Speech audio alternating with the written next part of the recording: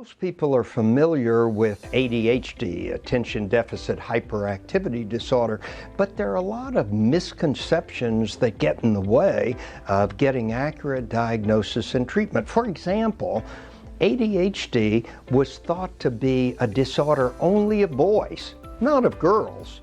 My name is Jessica Lands. I'm 31 years old. I have ADHD.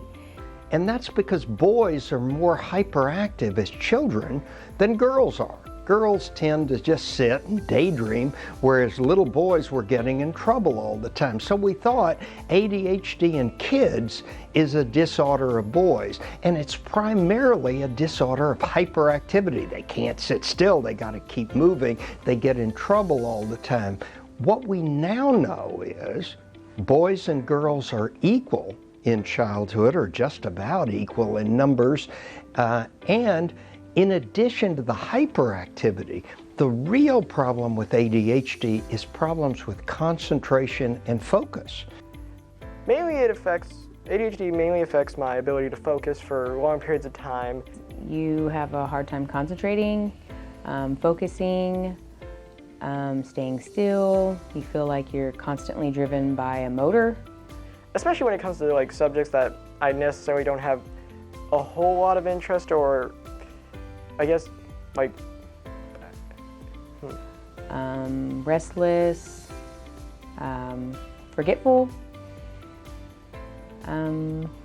So you can't concentrate and focus.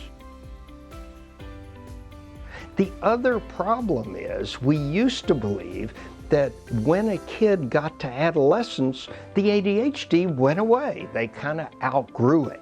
My name is Jessica Lands. I'm 31 years old. I am a 20-year-old who has been diagnosed for about 12 plus years of my life as having ADHD.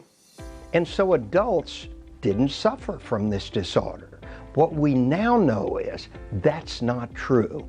Now, you don't get ADHD as an adult unless you've had it as a child and continue with it, but at least a third of adults who have had ADHD in childhood continue to suffer from symptoms as an adult. And basically the symptoms involve lack of concentration, focus and attention, difficulty organizing tasks, difficulty with losing things that you need for your task, like your keys or your pen or your tablets, and not being able to sit still. Even if you don't get up and run around, just feeling restless inside. And these are the symptoms of ADHD in adulthood, at least some of the symptoms. And we're fortunate here at Clinical Trials of Texas to be one of a few sites in the United States studying a brand new concept drug for the treatment of ADHD, both in children and adolescents, as well as in adults. If you think that you might suffer from ADHD, either as an adult or as a child, please contact us here at sanantonioresearch.com, saresearch.com, and talk to one of our recruiters to see if you might qualify to be in one of our studies.